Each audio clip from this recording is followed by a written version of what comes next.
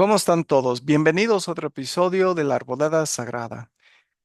Muchas veces hemos escuchado las acusaciones de parte de los anti-mormones, los anti-Sud, que dicen que José Smith solamente copió o tomó elementos de los masones para poder crear lo que es la ceremonia del templo. En otras palabras, la investidura que se lleva a cabo en los templos Sud. En el video de hoy vamos a ver un poquito sobre toda la información que tenemos de qué es lo que sabía José Smith con respecto al templo y las ordenanzas del templo antes de conocer los ritos o rituales de los masones. Si ustedes son nuevos al canal, les invito a que puedan suscribirse al hacer clic en el botón que se encuentra aquí abajo. Después, favor de hacer clic en la campanita y seleccionar la opción de recibir todas las notificaciones del canal. Así van a enterarse cada vez que salga un nuevo video para ustedes. Les invito también que vean los otros videos que se encuentran aquí en este canal para poder disfrutar de varios temas doctrinales, temas de la historia de la iglesia y otros estudios más profundos dentro de las escrituras. Vamos entrando al tema del día de hoy para poder entender qué es lo que sabía José Smith sobre la ceremonia del templo y la doctrina del templo antes de conocer a los masones. Como les mencioné, este video tratará el tema sobre la ceremonia de la investidura que se hace en los templos Sud y si José Smith nada más copió lo que hacían los masones para crear esta ceremonia Sud. Bien, comencemos con una introducción al decir que la teoría de que José Smith tomó los elementos rituales de los masones para crear la ceremonia del Templo Sud se basa principalmente en el concepto del tiempo. Quienes apoyan esta teoría argumentan que, dado que el profeta se unió a la fraternidad masónica poco antes de introducir la investidura de Nabú entre los santos, y dadas las similitudes entre ambos conjuntos de ceremonias, el profeta José debió haber sido culpable de haber tomado prestados elementos de los masones sin darles el reconocimiento. A primera vista, esta teoría parece bien fundamentada y basada en una lógica sólida. Al observador casual le da la impresión de estar ante una estructura sólida. Pero cuando el estudioso del pasado realiza una visión mucho más amplia del tiempo y examina los acontecimientos históricos con mucho más detenimiento, esta teoría adquiere la apariencia de una fachada del cine. No es tan sólida como parece. La información organizada cronológicamente en lo que se va a compartir en este video se centra en la vida y las enseñanzas de José Smith desde la visita del ángel Moroni en 1823 hasta poco antes de su incorporación a los ritos de la masonería. El propósito es brindar a ustedes una idea sustancial de cuánto sabía el profeta sobre las ordenanzas del templo de la era de Nabú antes de marzo de 1842 y cuándo supo de las ordenanzas del templo. Esta lista no pretende ser exhaustiva, para que sepan. Se podría compartir mucho más, pero ese no es el propósito, aunque sí voy a compartir bastante en este video. Sin embargo, debido a la naturaleza sagrada de la actividad del templo, se han omitido muchas referencias a asuntos rituales y al lenguaje empleado. A pesar de esta limitación, debería resultar obvio para ustedes que están viendo este video que hay muchos aspectos que la imaginación de los teóricos no explica.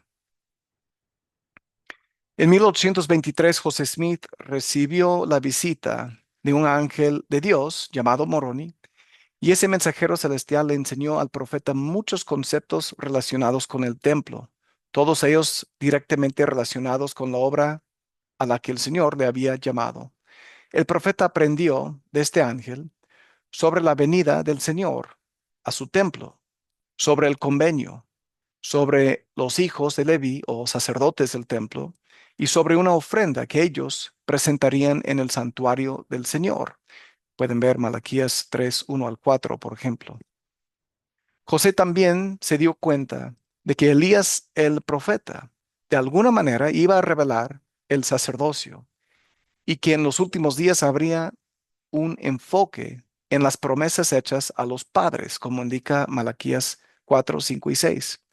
José aprendió también sobre el hecho de orar en el monte de Sión, como indica Joel 2:32, recibir la ley o los caminos del Señor dentro del templo, como profetiza Isaías en Isaías 2 y 3, y obtener las bendiciones relacionadas con la adopción, la herencia y la inmunidad ante el ángel destructor. Al profeta también se le mostró una visión de estas cosas mientras se las contaban, pero no se implementaron plenamente entre los santos de los últimos días hasta el periodo del templo de Nabú.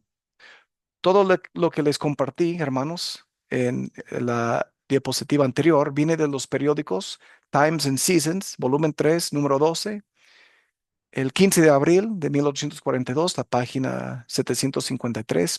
También el periódico The Messenger and Advocate, volumen 1, número 7, mes de abril de 1835, la página 112, para su información.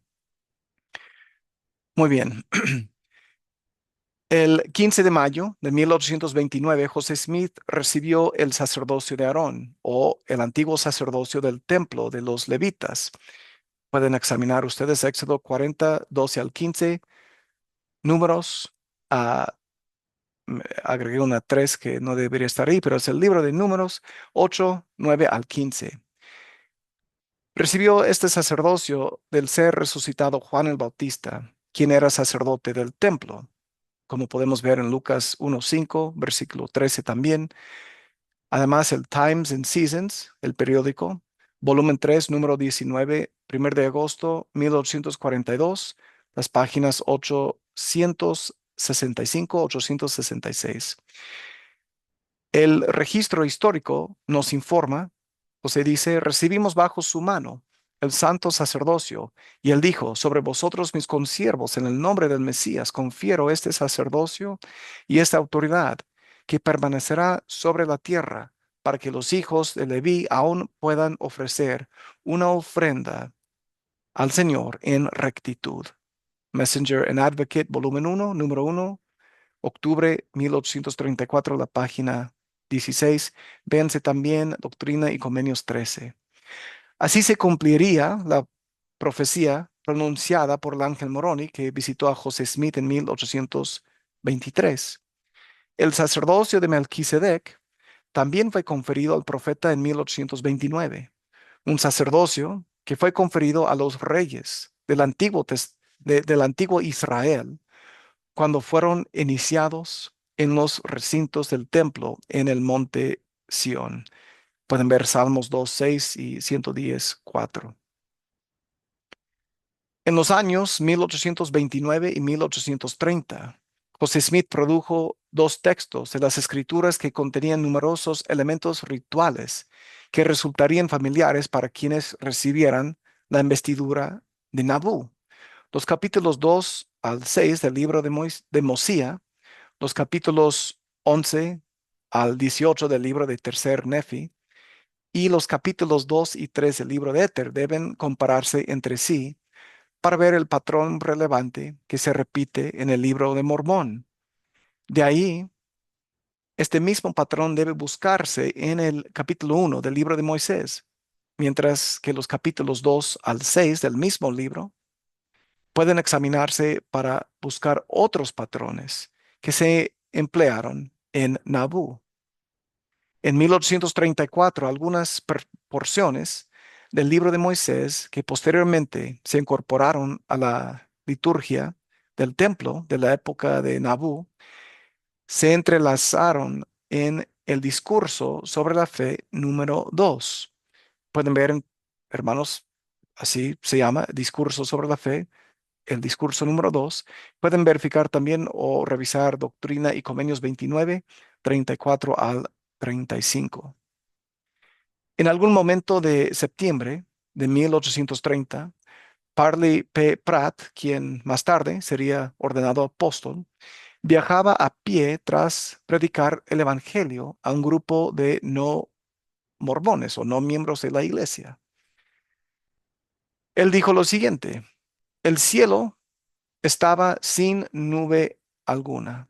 Las estrellas brillaban hermosamente y toda la naturaleza parecía descansar en quietud. Mientras meditaba Parley P. Pratt en el contenido de las escrituras, al estar caminando, él también dijo: mi atención fue llamada por la repentina aparición de una brillante luz, la cual alumbró alrededor mío, sobrepasando el brillo del sol. Al mirar hacia arriba, vio una larga cadena de luz roja que a lo largo de varios minutos se formó mediante lo que él dijo, movimientos exactos en tres formas geométricas distintas, deteniéndose en una posición horizontal. Luego se formó una escuadra exacta y después en la forma de un compás. Luego cerró como cuando se cierra un compás formando una línea estrecha. Quedó estacionada por unos minutos y luego desapareció.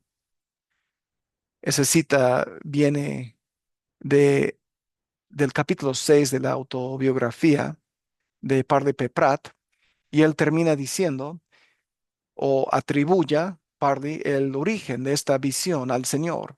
Identificó los símbolos que vio como aquellos conocidos solo por los sabios. Es lo que dice él en el capítulo 6 de su autobiografía. El 16 de febrero de 1832, José Smith recibió una visión en la que aprendió acerca de tres reinos o grados de existencia, cada uno siendo más glorioso. Esa es la sección 76 de Doctrina y Convenios.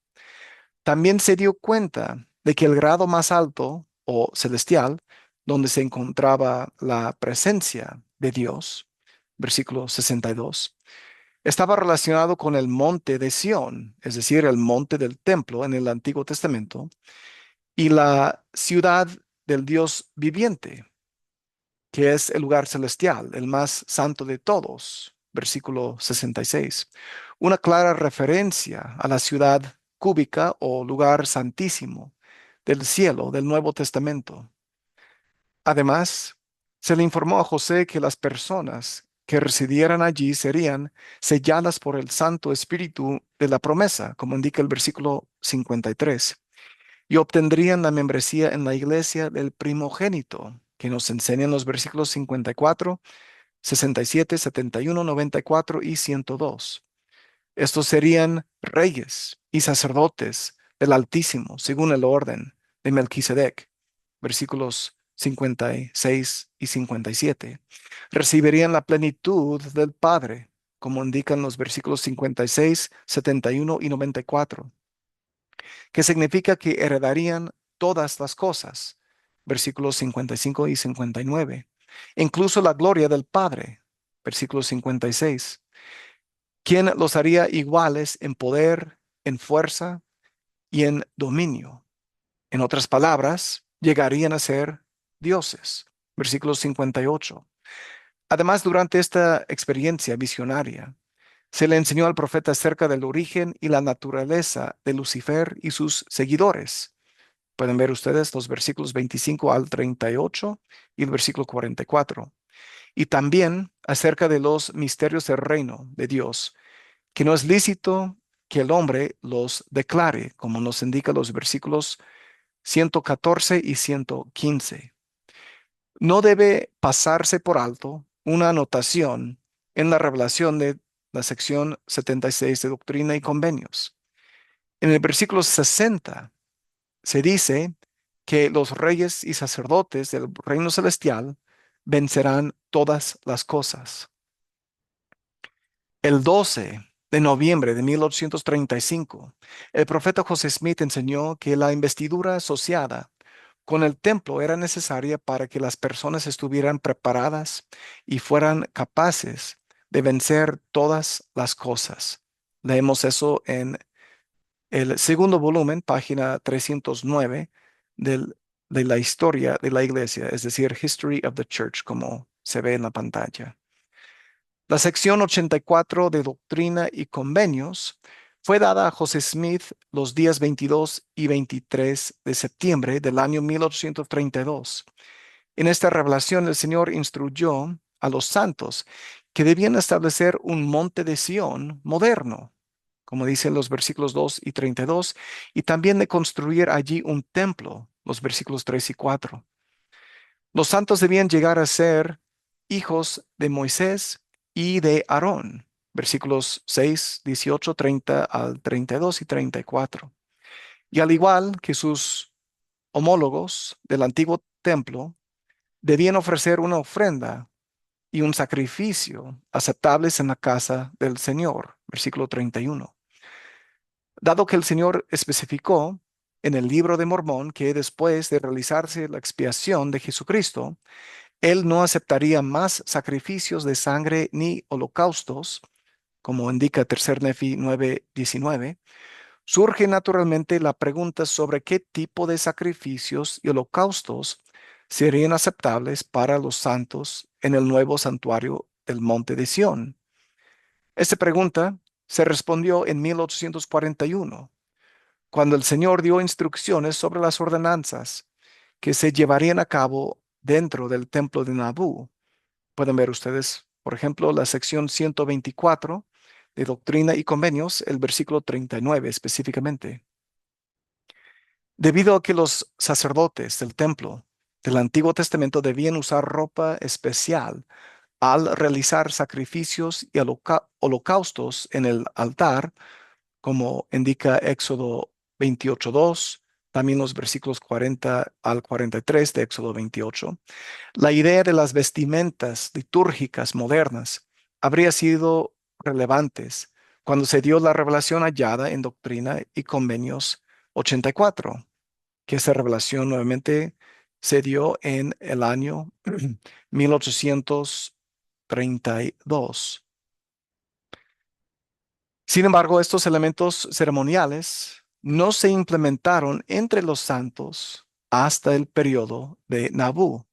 Ahora bien, pauso nuestro tema y les digo que si ustedes desean aprender más sobre la simbología de la ropa ceremonial del templo, pueden ver estos 4 videos que se encuentran aquí en este canal.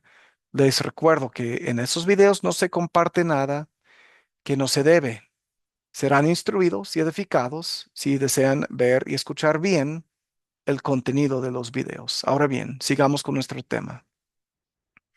Siguiendo la cronología de cómo iba aprendiendo más y más José Smith, Doctrina y Convenios sección 84 también presentó al profeta temas tales como los misterios del reino, versículo 19, el juramento y el convenio, los versículos 39 al 41, llegar a ser santificado, versículo 23, entrar en la presencia de Dios por medio de las ordenanzas, el sacerdocio de Melquisedec, los versículos 19 al 22, heredar todo lo que Dios tiene, versículo 38, y recibir la plenitud de su gloria, versículo 24. El día 1 de junio de 1833, el Señor indicó mediante revelación que mostraría el modelo para la construcción del templo de Kirtland a 3 personas, como dice Doctrina y Convenios 95, 13 al 14. Esta sería una casa de investidura, instrucción y oración, así como un lugar donde los santos podrían presentar una ofrenda, como dice el versículo 8 y los versículos 16 y 17 de la sección 95.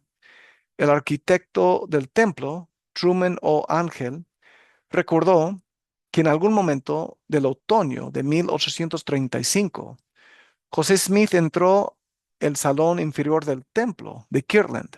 El mecánico principal John Carl, de profesión constructor de carruajes, quería organizar la casa contrariamente a lo que José había propuesto.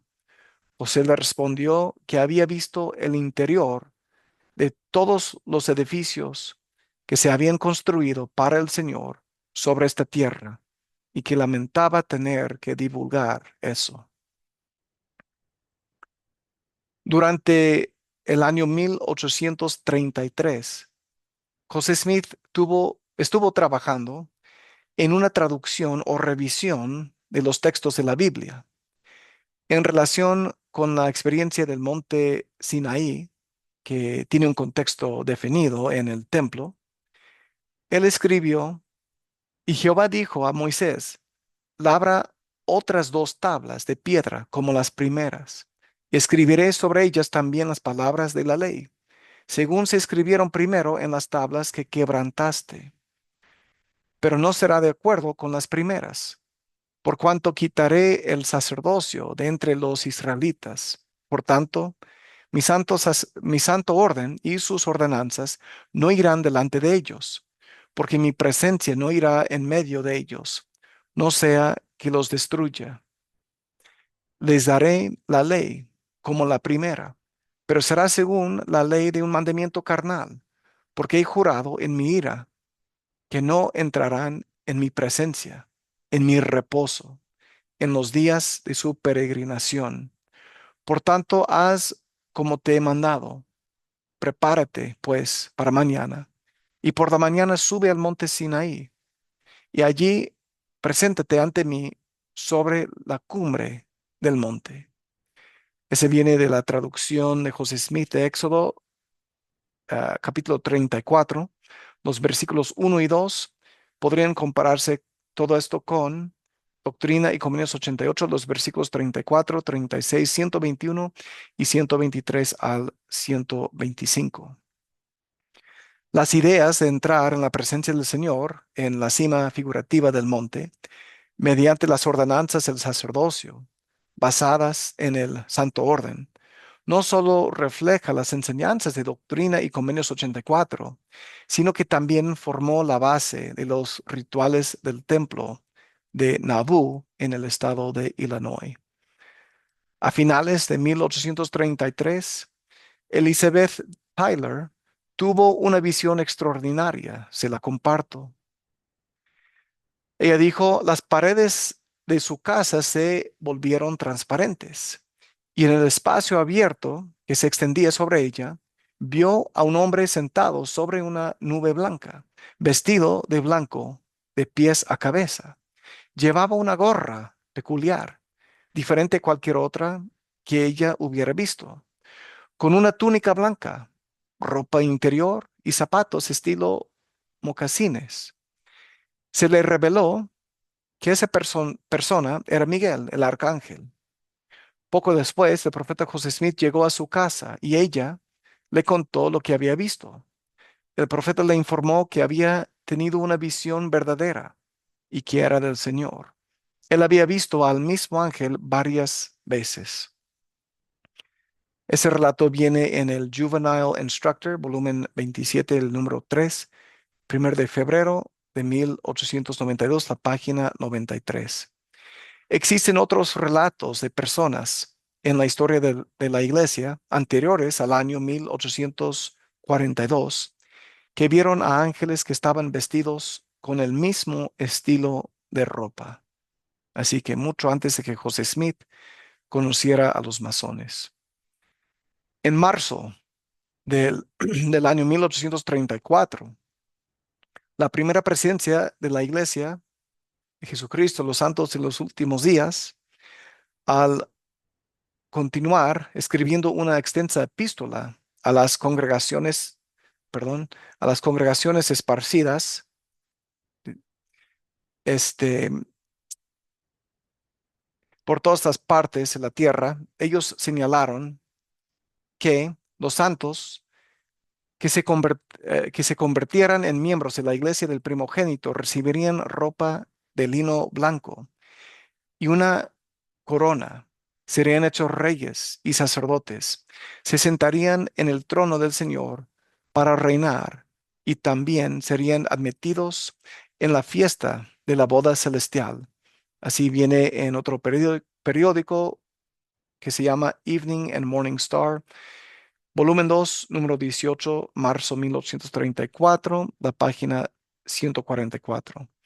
A finales de 1834, José, ah, José Smith participó en la preparación de los discursos sobre la fe, los cuales fueron presentados posteriormente a algunos élderes de la Iglesia Sud.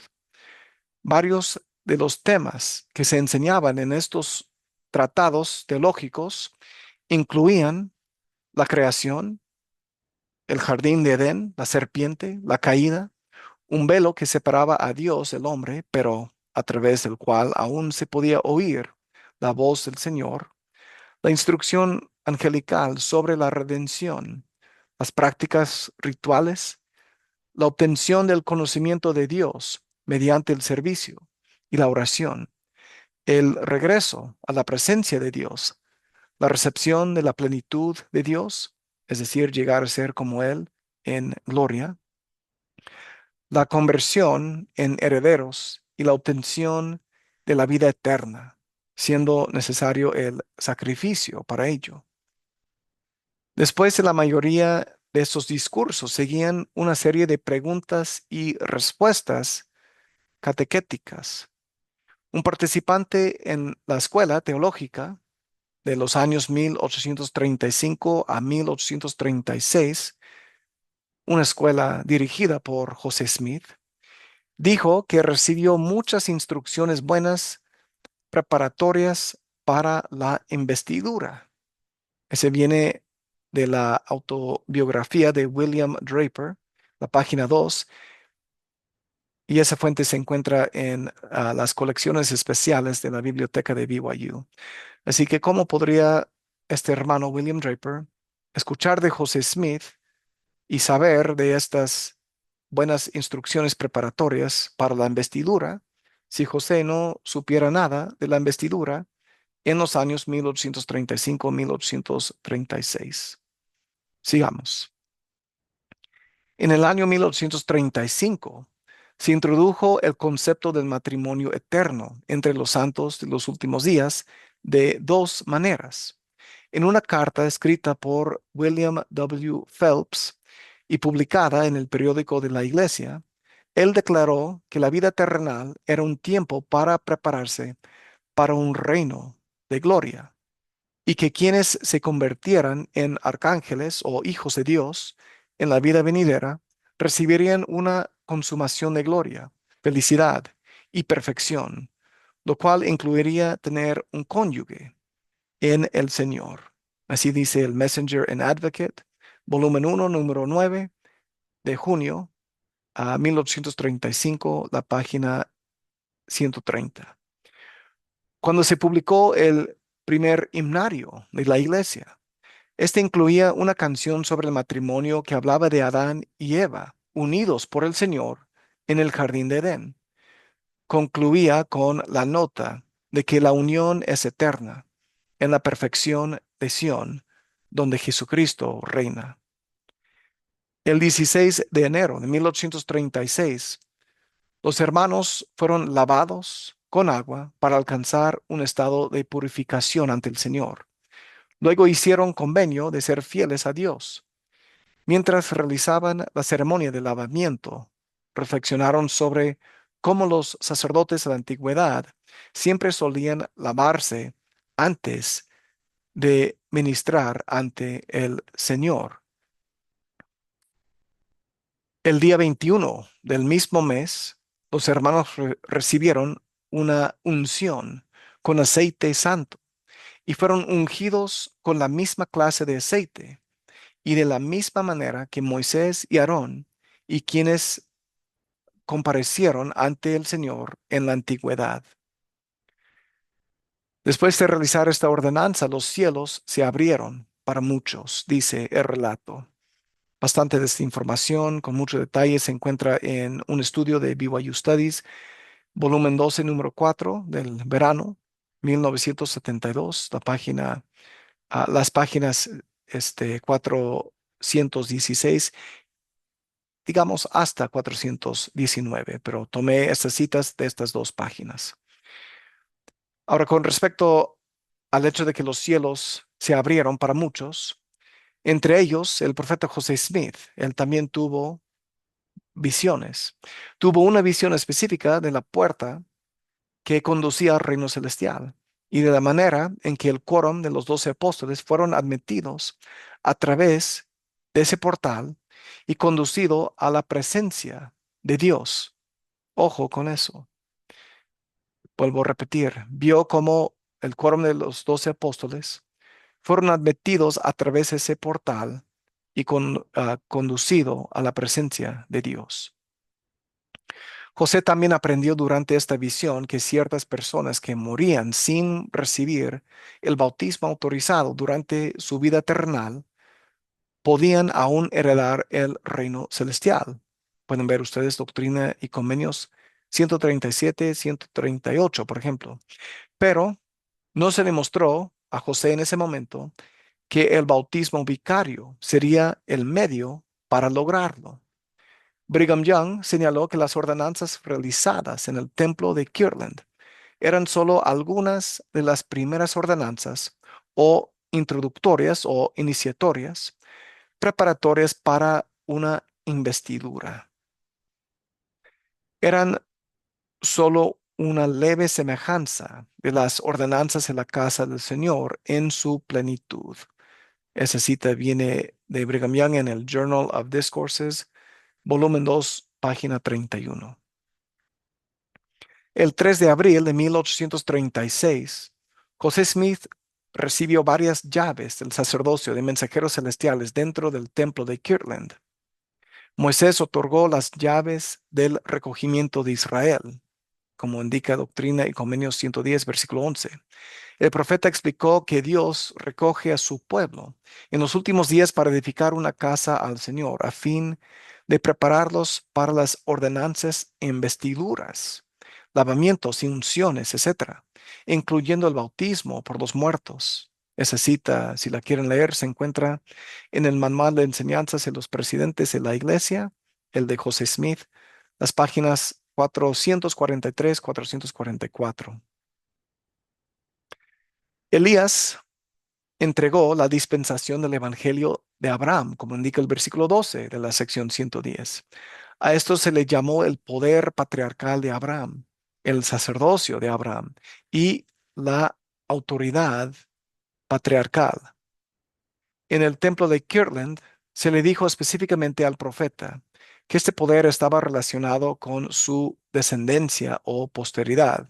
Así indica el versículo 12 también.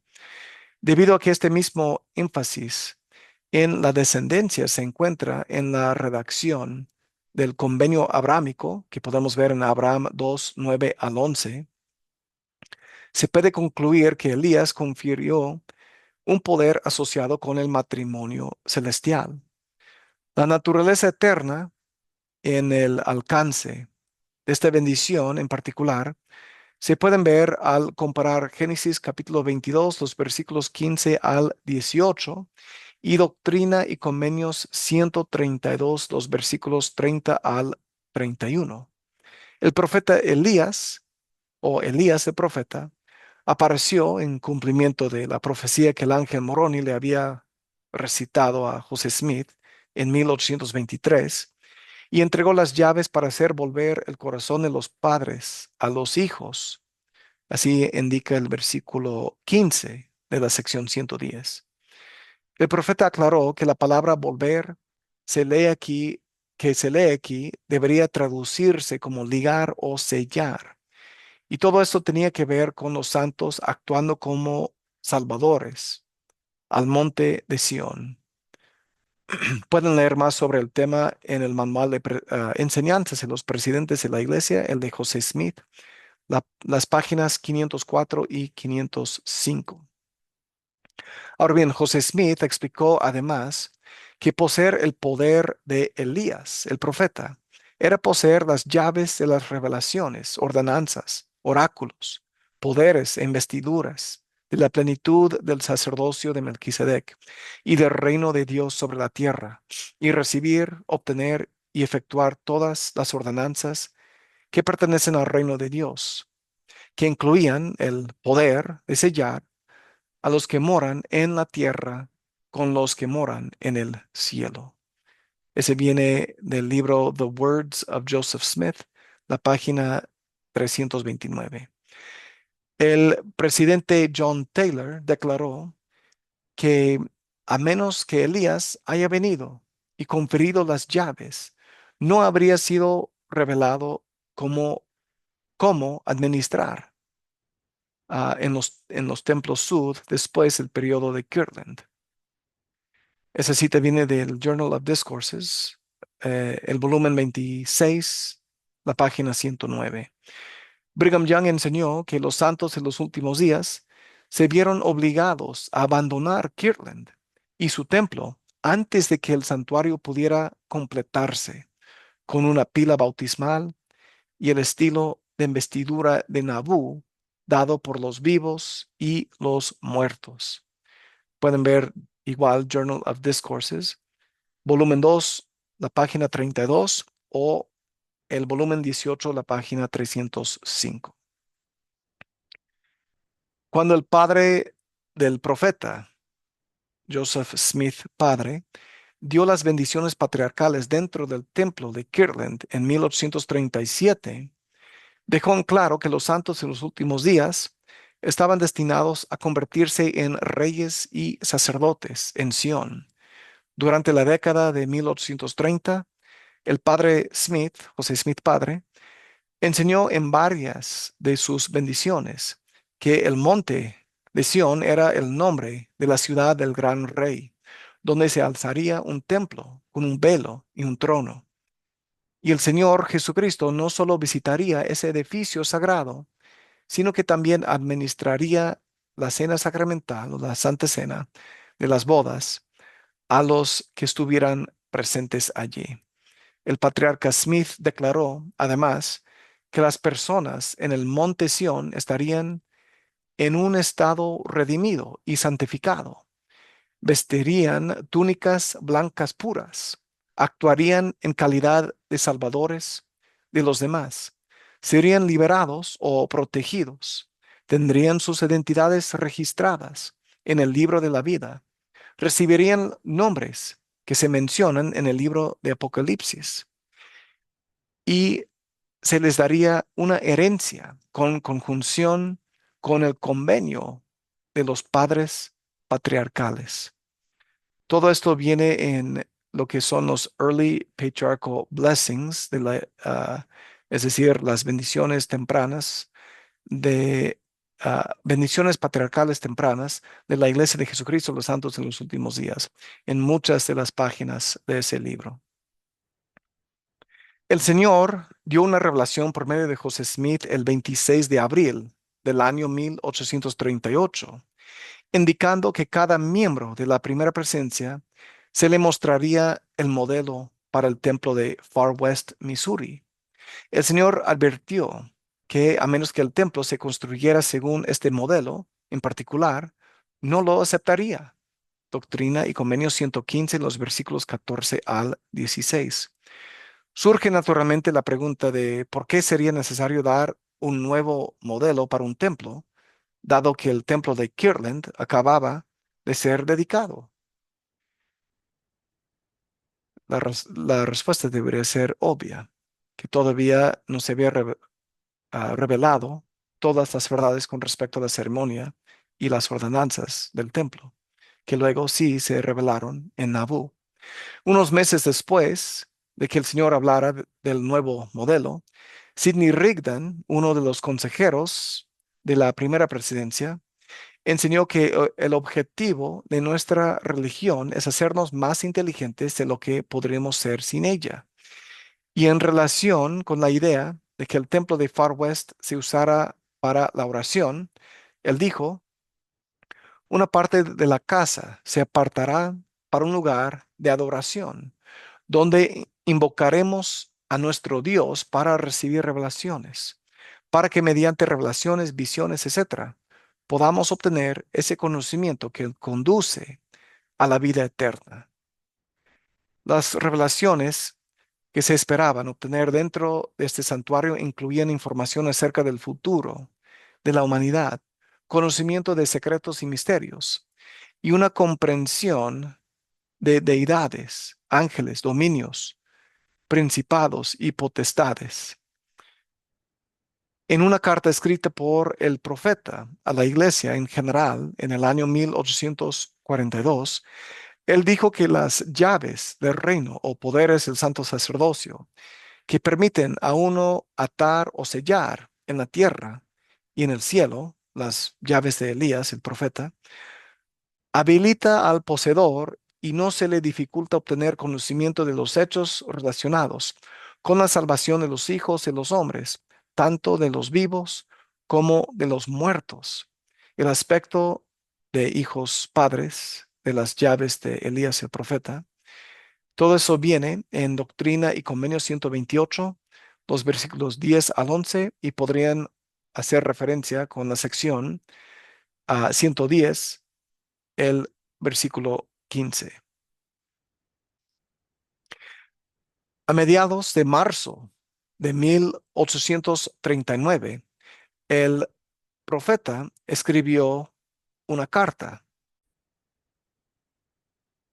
En esta carta, el profeta dijo o escribió: nunca he tenido la oportunidad de dar a los santos el plan que Dios me ha revelado.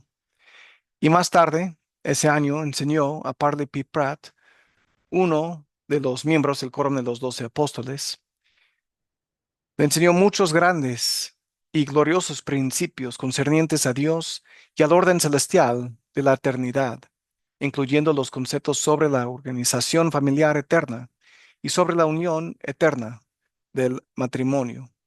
Toda esta información viene de la autobiografía de Parley P. Pratt en el capítulo 36 de esa autobiografía. En septiembre de 1840, la primera presencia de la Iglesia emitió una epístola en la que declararon que la dispensación del cumplimiento de los tiempos sería una era en la que todas las cosas serían restauradas y las promesas hechas a los padres se cumplirían. Dijeron que se les había dado el modelo y el diseño para edificar el reino de Dios en la tierra. Enunciaron que había llegado el momento de establecer el sacerdocio en su plenitud y gloria. También indicaron que la era hora, también indicaron que era hora de construir un templo en Nabú y que serviría como una casa de adoración, oración y ordenanzas divinamente establecidas. Toda esa información viene del periódico Times and Seasons, volumen 1, el número 12, de octubre de 1840, las páginas 178-179. En la conferencia general de la Iglesia del mes de octubre de 1840, el profeta discursó sobre el bautismo por los muertos un día y el día siguiente sobre el plan de ordenanzas que había sido revelado a Adán o al anciano de Días o Miguel. Algunos de los temas de este segundo sermón incluyeron el tiempo premortal, la creación, el jardín de Edén y la caída, las llaves y los convenios, el poder y la gloria con los que Dios bendijo a Adán, las instrucciones, las revelaciones y los mandamientos que el Señor dio al primer hombre, el sacerdocio siendo restaurado con toda su autoridad, poder y bendiciones, es decir, en toda su plenitud, y en la dispensación del cumplimiento de los tiempos, toda ordenanza perteneciente al sacerdocio en días antiguos, que se practicaba dentro del templo de Nabú, las llaves del sacerdocio que se habían mantenido ocultas, los misterios de la deidad y ciertos tipos de sacrificios que los hijos de Leví en los últimos días, es decir, los oficiantes del templo, realizaban en un altar, pero según un tipo pre-mosaico o de Melquisedec. Todo esto, dijo el profeta, era el orden desde el principio, o el orden que Dios estableció mediante el cual envió poder, revelaciones y gloria. Podrían ver más de esto entre las páginas 38 al 44 del libro The Words of Joseph Smith. La primera presencia de la iglesia de Jesucristo, los santos en los últimos días, publicó una epístola el 15 de enero de 1841, en la que mencionaban que el templo de Nabú sería construido de tal manera que permitiera ejercer debidamente todas las funciones del sacerdocio y donde se recibieran las instrucciones del Altísimo. También esa cita, como pueden ver, viene de Times and Seasons, volumen 2, número 6, 15 de enero de 1841, las páginas 274 y 277. También señalaron que la construcción del templo requeriría grandes esfuerzos, por lo tanto pidieron a los santos que sacrificaran voluntariamente su tiempo, sus talentos y sus bienes para la prosperidad del reino. El 19 de enero de 1841, el Señor dio una revelación por medio de José Smith, la revelación que se encuentra en Doctrina y Convenios 124, en la que proporcionó información sobre la construcción de un nuevo santuario. El Señor mandó a sus santos construir el templo de Nabú, como vemos en el versículo 31 de esta revelación, porque deseaba, como dijo, revelar mis ordenanzas a mi pueblo, incluyendo cosas que habían estado escondidas desde antes de la fundación del mundo, cosas que pertenecen a la dispensación del cumplimiento de los tiempos. Doctrina y Convenios 124, los versículos 40 al 41. El Señor usó la misma fraseología al enseñar ah, al enseñar que mandó que se construyeran tanto el tabernáculo mosaico, donde se llevaban a cabo las iniciaciones sacerdotales o iniciatorios, ordenanzas iniciatorias, como el templo de Salomón, donde se llevaban a cabo las iniciaciones reales, es decir, las ordenanzas para serles reyes, para que a fin de que revelaran las ordenanzas que habían estado ocultas desde antes de que el mundo fuese. Ese es el versículo 38 de la sección 124. Por lo tanto, habría una conexión directa entre los rituales de los templos del antiguo Israel y el templo de Nabú en el estado de Illinois. El Señor declaró además, y le mostraré a mi siervo José Smith, por supuesto, todas las cosas concernientes a esta casa y su sacerdocio. Doctrina y Convenios 124, versículo 42. Y también indicó que el propósito de construir la casa era para que él pudiera restaurar otra vez lo que estaba perdido, a saber, la plenitud del sacerdocio. Ese es el versículo 28 de la sección 124. Cabe mencionar que varios líderes como Parley P. Pratt, Brigham Young, José Smith y Orson Hyde enseñaron que para tener o recibir la plenitud del sacerdocio, la persona debe ser un rey y sacerdote al más alto Dios. El Señor incluso enumeró algunas de las actividades que se llevarían a cabo dentro de su casa de los últimos días. Esas actividades o ordenanzas incluían el bautismo por los muertos, lavamientos, unciones, asambleas solemnes. Véase también Ezequiel 44:24. Estatutos, que es decir, leyes, leyes y juicios, llaves para pedir y recibir, memoriales de sacrificios por medio de los hijos de Leví, conversaciones y oráculos, que es decir, revelaciones en los lugares santísimos. Todo esto serviría para otorgar gloria, honra, investidura a los que iban al templo y poner el fundamento de Sión. Pueden ver ustedes la sección 124, los versículos 39, 95 y 97, por ejemplo, para aprender más sobre esto. El 6 de abril de 1841, una persona que no era santo de los últimos días presenció la ceremonia de la colocación de la piedra angular del templo de Nabú e informó lo siguiente en un periódico. Él dijo: se le ha revelado a José Smith que se debe construir un templo en este lugar y las dimensiones, la arquitectura, la disposición y las devociones que se han prescrito con no menos minuciosidad que las del antiguo santuario judío. Esa cita viene del Pittsburgh Christian Advocate, volumen 8, número 28 al 23 de junio de 1841. Nuevamente, todo esto viene antes de que José Smith conociera a los masones. William W. Phelps, o W. W. Phelps, escribió en junio de 1841 que había aprendido de Hiram Smith, el hermano del profeta José, que el Señor había revelado algo relativo a la plenitud del sacerdocio, o en otras palabras, cosas nuevas relacionadas con ese orden sagrado. El hermano Phelps dijo que daría algunas pistas sobre el asunto y procedió a dar un breve discurso sobre la oración, a la que llamó la moneda sagrada del corazón que compra bendiciones.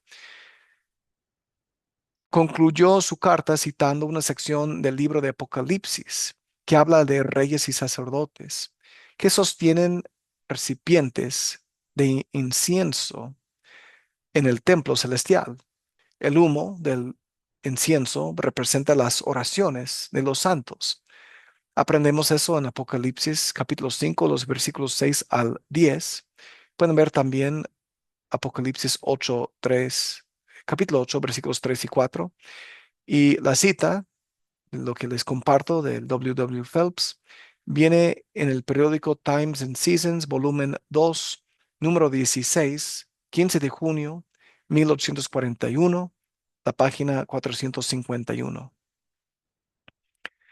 El 12 de octubre de 1841, el coro de los 12 apóstoles publicó una carta en la que indicaban que el templo de Nabú sería un lugar para el bautismo vicario, la adoración, la investidura, la revelación de las leyes de Dios y la manifestación de todas las ordenanzas. Times and Seasons, volumen 2, número 24, 15 de octubre 1841, la página 569. El 15 de noviembre del año 1841, los apóstoles publicaron otra epístola en la que declaraban que el templo de Nabú sería un lugar de instrucción, investidura, de poder. En esta casa, dijeron ellos, se manifestarán todas las ordenanzas y se revelarán muchas cosas que han estado ocultas de generación en generación. Times and Seasons, volumen 3, número 2, 15 de noviembre, 1841, la página 601. Uno de los santos que llegó a Nabú a finales del año 1841 informó: se me ha informado que en este templo, construido por mandato divino, se nos dará a conocer la plenitud del sacerdocio. Esa cita también viene del Times and Seasons, volumen 3, número 5, el 1 de enero de 1842, las páginas 648, 649. El profeta publicó la primera entrega del libro de Abraham en la edición del 1 de marzo de 1842 del Times and Seasons, aunque hay evidencia de que parte de este material ya se había publicado para el año 1837, 5 años antes. Algunos de los temas de esta sección del libro de Abraham incluían la creación, el sacerdocio y la realeza, la herencia, el orden de Adán, la obediencia, el sacrificio y la oración en un altar, el derecho del primogénito, la protección divina, recibir instrucciones y mayor conocimiento, entrar en la presencia del Señor y la vida eterna. Piensen muy bien sobre todo lo que les acabo de mencionar. Esa cita o toda la información del libro de Abraham fue publicado primeramente en el Times and Seasons, volumen 3, número 9, 1 de marzo, 1842, entre las páginas 704 y 706. Siguiendo con ese tema del libro de Abraham, el 4 de marzo de 1842, Reuben Hedlock se reunió con José Smith en la oficina suya, ubicada en la tienda de ladrillos rojos allá en Nauvoo, y le mostraron el hipocéfalo egipcio original, conocido como el facímil número 2 del libro de Abraham. El profeta dio instrucciones al hermano Hedlock sobre la disposición de la escritura que debía grabar en una plancha de madera, junto con una imagen con código numérico del diagrama circular egipcio. Eso viene de la historia de la iglesia, volumen 4, página 543. Algunos de los temas relacionados con los escritos facímiles eran los siguientes: la residencia celestial de Dios, la creación, el sol, la luna, las estrellas y la tierra, Adán en el jardín de Edén, ofreciendo sacrificio en un altar, la realeza, el sacerdocio, el santo templo, el conocimiento escondido, Dios revelando palabras clave a través de los cielos y ser investidos con poder, autoridad y luz. Bien, hermanos.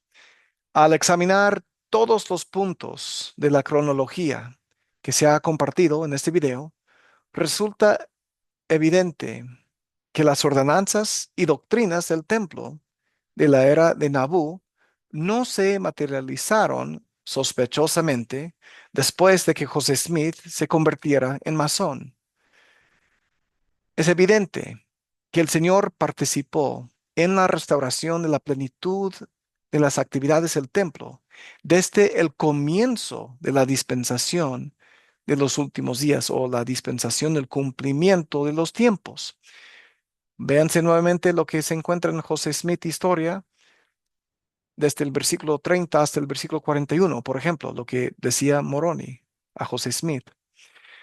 No solo enseñó a su profeta los conceptos de la adoración en el templo, como hemos indicado en Doctrina y Convenios 84, sino que también envió a sus representantes para otorgarle las llaves a José Smith para poder realizar las ordenanzas que se llevarían a cabo dentro del templo. Ya vimos eso en Doctrina y Convenios sección 110. Y luego enumeró las actividades rituales que se llevarían a cabo dentro de su santa casa. Todo eso se indicó en la sección 124 de Doctrina y Convenios, que esa revelación se recibió en el año 1841. Todo esto sucedió antes de que el profeta aprendiera los misterios de la masonería. Todo lo que se compartió en este video se, se hizo o fue recibido de parte del profeta, o ya lo sabía el profeta, o mejor dicho, lo supo. Por lo tanto, luego lo sabía ya mucho antes del año 1842. Así que, hermanos, este es el fin de nuestro estudio. Queda claro que José no copió los elementos de los masones y tampoco, entre comillas, inventó la ordenanza de la investidura después de ser masón. Podría yo compartir otro video, si quisieran, díganme ustedes, sobre las fechas, qué es lo que José Smith hacía antes de 1842, cuando mostró por primera vez a ciertos hermanos las ordenanzas del templo. Muy bien, hermanos, sobre lo que les compartí en este video, en toda esta cronología, con toda la información que comprueba que José Smith tenía un entendimiento y una comprensión de lo que era la investidura mucho antes de 1842. Díganme, por favor, ¿qué aprendieron ustedes? ¿Qué información les gustó más de todo lo que se compartió? ¿Qué fue nuevo para ustedes? ¿Quedó clara la cronología de las enseñanzas sobre el templo que José ya había aprendido entre los años 1823 a 1842?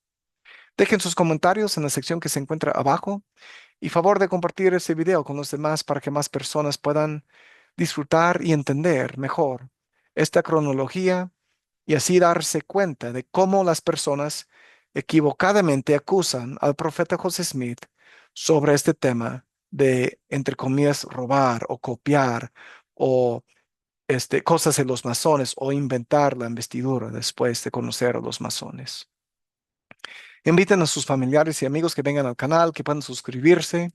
Y como siempre, mis queridos hermanos, espero que aquí en este canal, La Arboleda Sagrada, ustedes hayan encontrado nuevamente su lugar apartado y especial para aprender más sobre las hermosas verdades del Evangelio de Jesucristo. En este caso específico, algo de la cronología del conocimiento del templo antes de que José Smith conociera a los masones. Nos veremos en el próximo video aquí en la Arboleda Sagrada. Les mando un abrazo muy fuerte, deseando que estén muy bien. Gracias por estar aquí, gracias por el apoyo. Cuídense mucho, mis queridos hermanos. Nos vemos y que tengan un excelente día el día de hoy. Cuídense mucho, nos vemos. Chao.